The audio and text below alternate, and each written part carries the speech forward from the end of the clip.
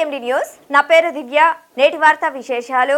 శ్రీ సత్యసాయి జిల్లా ధర్మవరం పెహల్గాంలో ఉగ్రవాద పిరికిబంద చర్య అని భారత ప్రజాస్వామ్యంపైనే దాడిగా భావిస్తూ ఉగ్రవాదాన్ని పూర్తిగా నిర్మూలించాలని ధర్మవరం సబ్ రిజిస్టర్ ఆఫీసర్ సిబ్బంది మరియు డాక్యుమెంట్ రైటర్స్ ఖండించారు. డాక్యుమెంట్ రైటర్స్ సంఘం నాయకులు మాట్లాడుతూ ముందు పెహల్గాంలో ఉగ్రవాదుల చేతిలో కిరాతకంగా హత్యగావించబడ్డ వారికి మౌనం పాటిస్తూ నివాళులర్పించారు.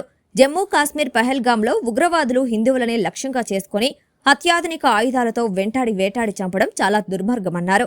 భార్య పిల్లల ముందే తమ కుటుంబీకులను చంపడంతో తీవ్ర భయంతో పరుగులు తీసిన వారిని చూస్తుంటే చాలా బాధేస్తుందన్నారు.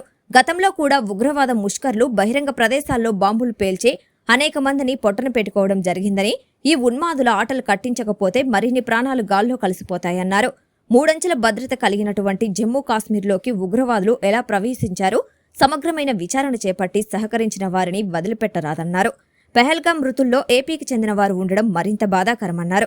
పెహల్గాం దాడిని దుర్మార్గపు చర్యగా భారత ప్రజలు భావిస్తుంటే ఏకంగా ఢిల్లీలోని పాకిస్తాన్ హై కమిషనర్ కార్యాలయంలోకి కేక్ తీసుకుని వెళ్తుంటే భద్రతా సిబ్బంది ఏం చేస్తోందని ప్రశ్నించారు.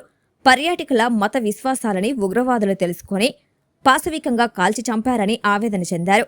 ఈ కార్యక్రమంలో నాయకులు చాంద్ భాషా, అల్లం రామాంజయ్, మల్లికార్జున్, బాలాజీ, గోపి, వాజిద్, జావేద్, భాస్కర్, మహేంద్ర, కీర్తి, నాగార్జున, పామిశెట్టి మల్లికార్జున, ధను, అనిల్, రామాంజీ, లేఖర్ల నాయక్ సహాయకులు పాల్గొన్నారు.